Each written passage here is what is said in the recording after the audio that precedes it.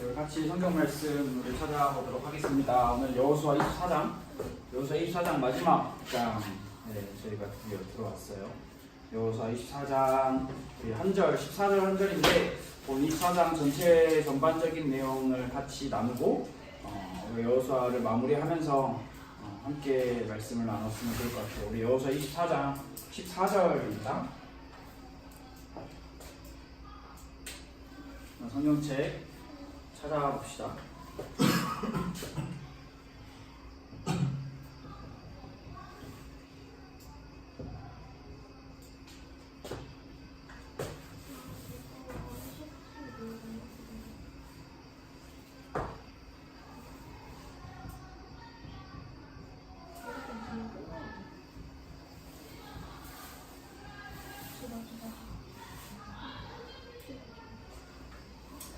다 찾았으면 우리 한 목소리로 함께 읽어볼까요? 14절을 우리 같은 한 목소리로 함께 읽어봅시다. 시작! 그러므로 이제는 여호와를 경외하며 온전함과 진실함으로 그를 섬기라. 너희의 조상들이 방 저쪽과 애굽에서 섬기던 신들을 치워버리고 여호와만 섬기라. 아멘.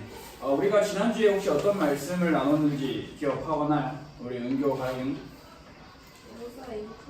그렇지. 여호수아 23장에서 여호수아가 이제 곧 하나님의 곁으로 가기 전에 이제 각 지도자들에게 어떠한 명령, 부탁을 한 내용이었어요.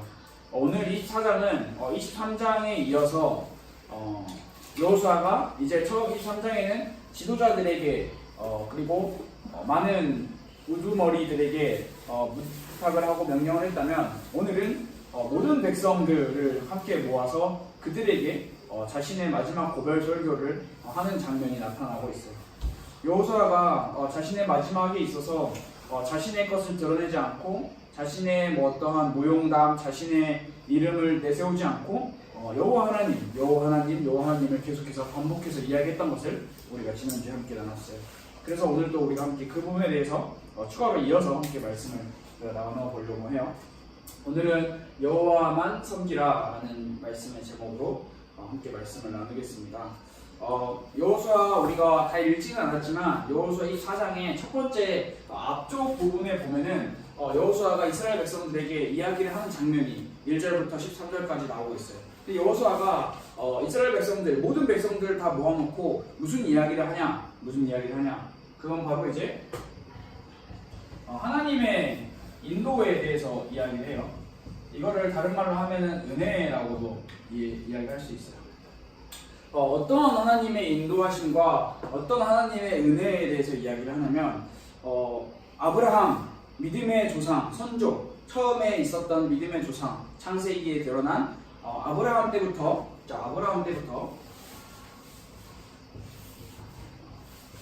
혹시 아브라함 다음에 누군지 알고 있나요? 왜 고개를 다 벽을 갑자기 다 쳐다보지? 자, 아브라함 다음에 누굴까요? 자, 아브라함 다음에 이삭이고요. 자, 이삭 다음에 누굴까요? 야곱이고요. 야곱 다음에 누굴까요? 요셉이죠. 그리고 요셉 다음에 이제 모세의 이야기, 다 출애굽한 사건, 그리고 그 다음에 여호수아. 지금의 아브라함 때부터 여호수아의 때까지의 하나님께서 우리를 어떻게 인도하셨고 우리에게 어떠한 도움을 주셨으며 우리가 어떠한 하나님의 은혜로 말미암아서 우리가 지금까지 살아왔는지에 대한 부분을 역설을 하고 있어요. 아주 생생하게 과거의 이야기를 하고 있는 장면을 여러분이 성경 말씀을 읽어보면 여호수아가 구체적으로 이야기를 하고 있다는 것을 알 수 있어요. 근데 여호수아가 이렇게 굳이 과거에 있었던 역사적인 이야기까지 끄집어내 가면서 이스라엘 백성들 마지막 모든 백성들에게 이야기를 하는 이유가 무엇일까요?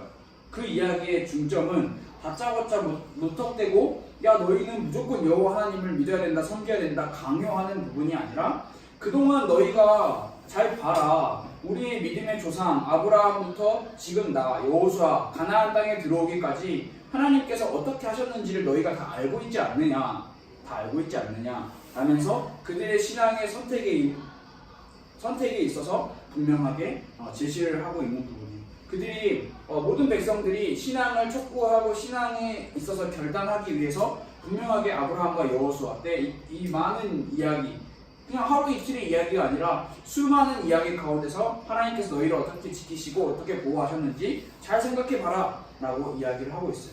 그러면서 결국에는 여호수아가 이스라엘 백성들에게 하고 싶은 말은 분명한 거예요. 여호와만 섬기라. 분명하게 이야기를 하고 있어요. 이스라엘을 인도하신 하나님의 은혜에 대해서 이야기를 한 여호수아라고 이야기를 했어요. 그리고 이제 14절에 오늘 우리가 함께 읽은 말씀이죠. 지금까지 있었던 역사, 아브라함부터 여호수아까지 쭉 있었던 하나님께서 인도하셨던 역사를 쭉쭉쭉쭉쭉쭉쭉 말을 하면서 14절에 들어와서 그러므로라고 이야기를 하고 있어요. 그러면 이제 너희가 어떻게 해야겠냐? 너희가 해야 할 거는 다른 게 아니라 여호와만 섬겨라 라고 이야기를 하고 있어요. 그냥 여호와만 섬기는 것이 아니라 오늘 우리가 성경 말씀을 같이 14절 말씀을 읽었죠. 너희의 조상들이 강 저쪽과 강 건너기 전 강 저쪽과 애굽에서 섬기던 모든 신들을 치워버리고 여호와만 섬기라 라고 이야기를 하고 있어요. 여호와만 섬긴다라는 이 부분에 있어서 분명한 것은 여호와만 섬기는 신앙은 오늘 말씀에서 온전하고 진실한 마음이라고 설명을 하고 있는데, 이 온전하고 진실한 마음은 어린아이 같은 순수함이 필요하고요. 그리고 또한 잡다한 생각이 없는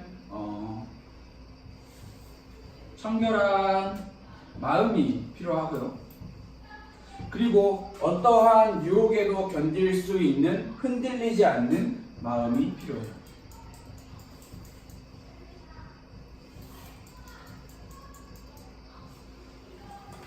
여호와만 섬기는 온전함과 진실함으로 여호와를 섬기라 라고 했을 때 그 온전함과 진실함, 하나님을 바라보는 신앙에 있어서 순수한 청결한 마음, 흔들리지 않는 마음이 필요하다라는 것을 이야기를 하고 있어요.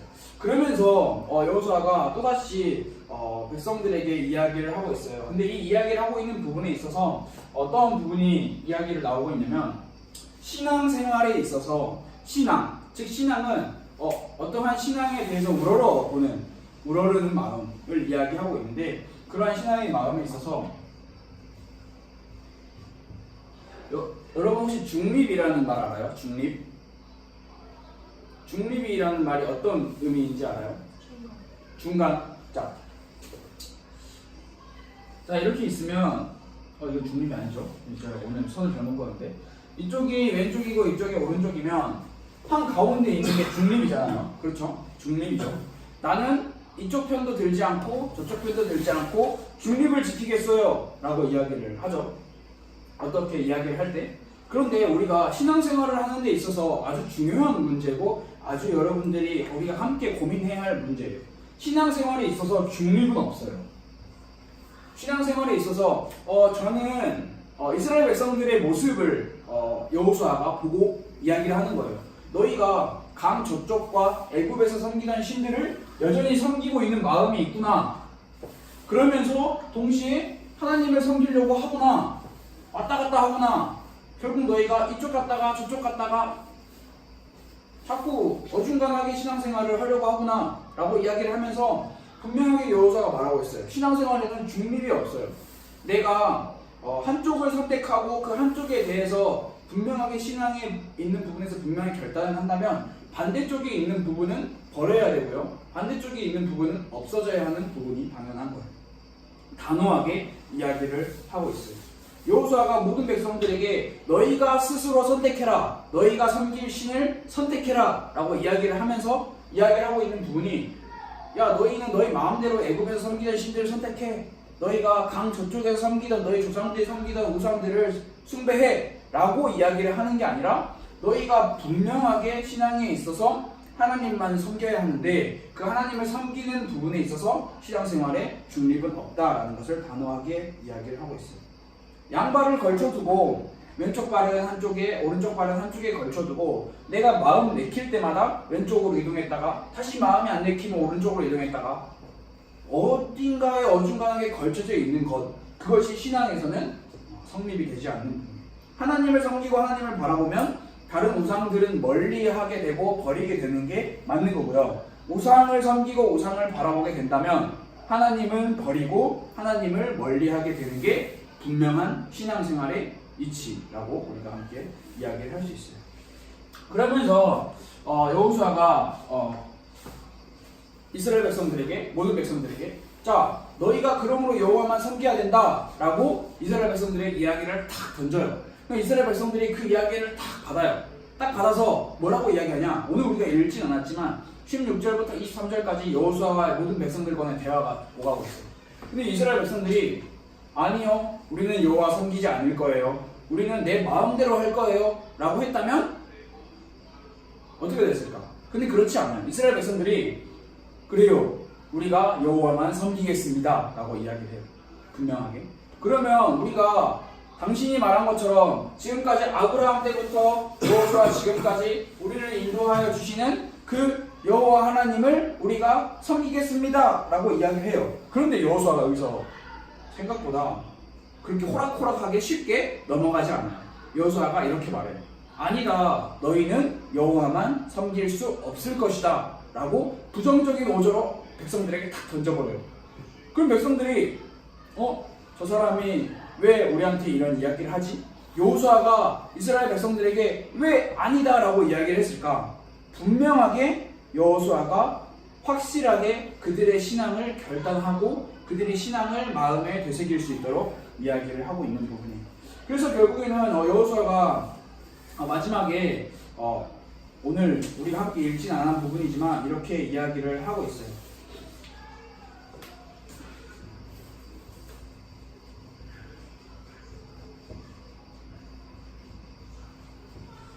너희가 여호와 하나님을 섬기는 부분에 있어서 어떠한 부분이 반드시 필요하냐?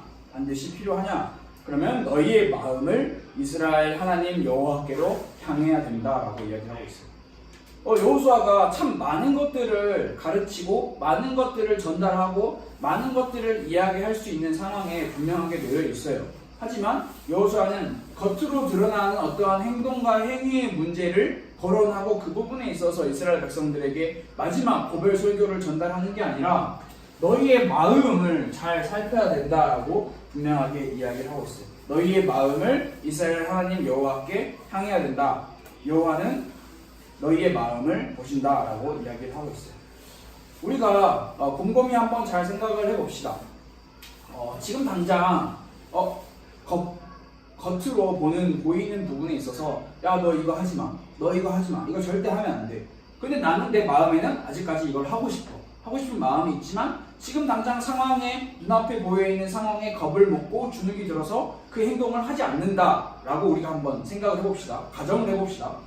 근데 내 마음은 여전히 바뀌지 않았어. 그러면 정말로 내가 그 행동을 앞으로 계속 안 할 수 있을까요?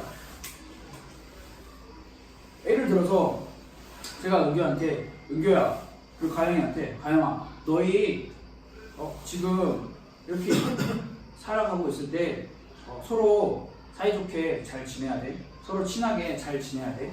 라고 제가 안 그러면 내가 너희 혼낼 거야. 안 그러면 내가 너희한테 뭐라 할 거야. 싸우면 뭐라 할 거야. 라고 이야기해. 근데 은교랑 가영이 마음에 서로를 미워하고 싫어하는 마음이 여전히 존재해. 실제가 아니에요. 가정이에요. 실제로 존재한다는 게 아니니까 오해하지 말아요. 그러면 지금 제 앞에서는, 제가 보는 앞에서는 선생님이, 전도사님이 싸우지 말라고 했고 싸우면 안 된다고 말했으니까 안 해야겠다. 근데 내 마음에서 그게 마음에서 우러나서 하는 행동일까요? 마음은 여전히 서로를 미워하고 싫어하고 질투하고 시기하는 마음이 있다면, 정작 마음이 바뀌지 않으면 행동은 다시 원래대로 원상복구되기 십상인 거예요. 그래서 우리가 마지막으로 이스라엘 백성들의 마음을 보면서 우리의 마음을 한번 봤으면 좋겠어요. 마음을 어떻게 보라는 거죠? 마음이 눈에 보이는 것도 아닌데 마음을 어떻게 보라는 거죠? 우리가 무엇보다 돌봐야 할 것은 겉모습도 돌봐야 하고 겉으로 보이는 수많은 것들도 돌봐야 해요. 하지만 그 무엇보다 중요한 것은 마음인데, 마음이 정작 바뀌지 않은 상태에서 겉모습에만 신경을 쓴다. 겉모습에만 신경을 쓴다. 그러면 내 마음을 감추고 속이고 숨기고 겉으로만 좋아요. 제가 만약에 제 마음이 우리 신철호 선생님과 저와의 관계에 있어서 제가 천호 선생님을 엄청나게 싫어해요. 미워해요. 저 선생님 정말 싫어. 마음에서 우러나와서 싫어. 근데 같은 예배를 드리는 선생님이고 같이 중고등부 청소년들을 도와주는 선생님이기 때문에 제가 겉으로 선생님 감사합니다, 고맙습니다, 잘 부탁드립니다 라고 겉으로는 얼마든지 할 수 있어요. 근데 제 마음에 여전히 선생님을 싫어하는 마음이 존재한다면 그건 겉으로는 얼마든지 포장할 수 있지만 겉모습은 얼마든지 포장하고 꾸밀 수 있지만 정작 마음은 돌이키지 않으면, 돌아서지 않으면, 마음이 변하지 않으면 이 포장과 꾸미는 것은 반드시 한계가 드러나는 부분이에요.